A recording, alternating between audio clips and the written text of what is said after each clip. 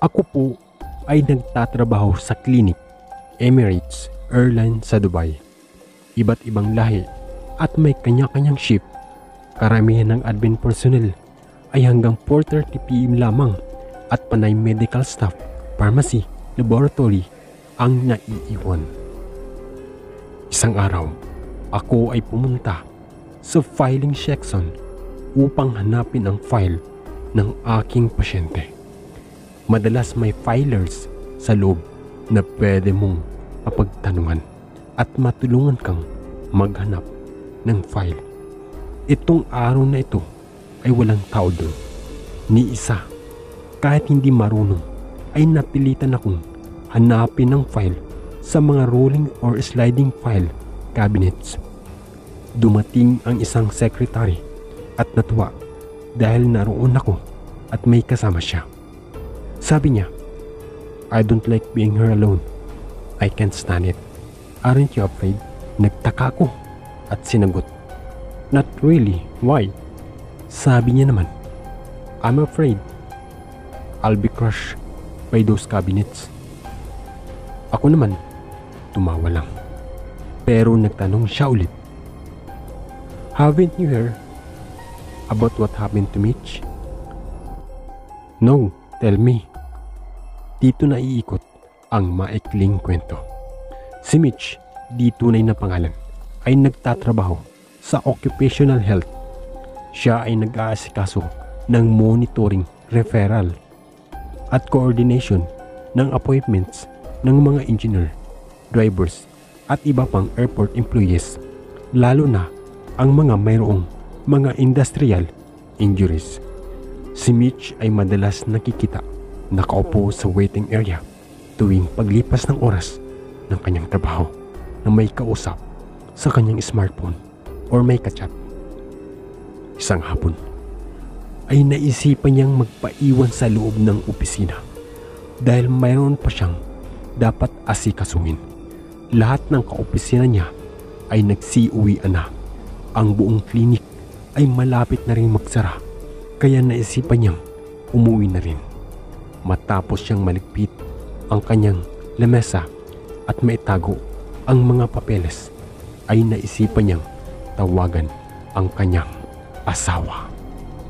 Ang takbo ng usapan nila ay yung tipong maaasahan mo sa mag-asawa. Merong konting halik-hik at minsan na may asaran. Bago pa matapos ang usapan nila ay may napansin si Mitch, parang may gumagalaw sa likod nito. Akala niya ay guni-guni lamang at hindi niya ito pinansin. Maya-maya may nahagip ang kanyang mga mata na anino. Nilingon nito pero wala pa rin nakita. Nagpatuloy ang kanilang usapan ng karaniwan, ngunit di ito nagtagal. Naramdaman niyang may presensya sa kanyang likuran.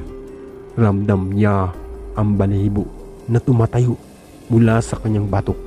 Ito'y parang nakatayo lamang sa likod niya. Hindi niya mapaliwanag ang nararamdaman. Marahil sa hindi niya na itong magawang lingunin, ay nakaisip siya ng paraan.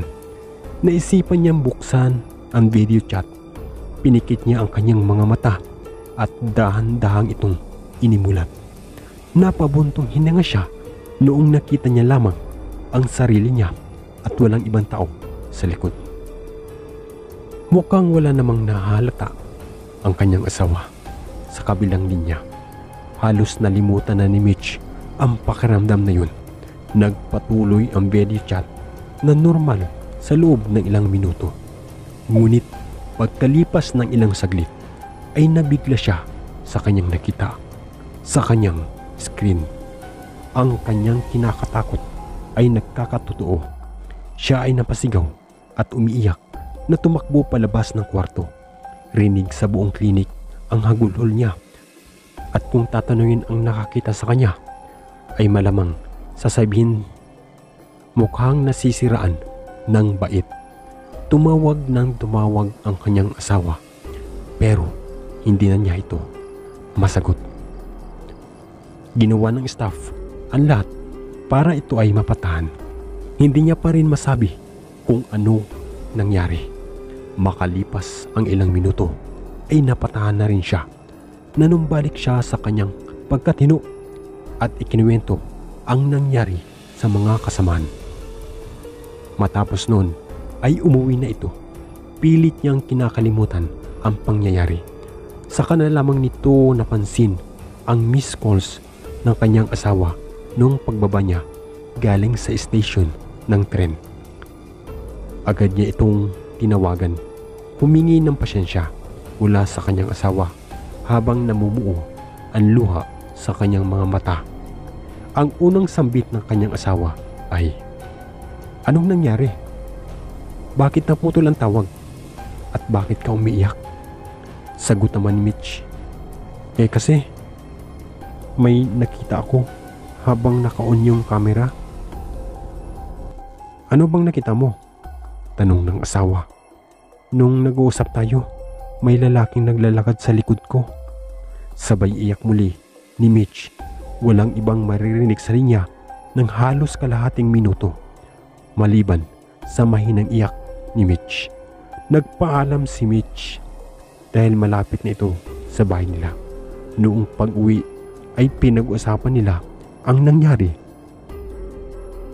Nung huli, may sinabi ang kanyang asawa na nagdulot ng matinding kabog ng dibdib ni Mitch. "Ma, kanina habang kausap kita, nakita ko rin yung lalaki dumaan sa likod mo." Nanlaki ang mata ni Mitch.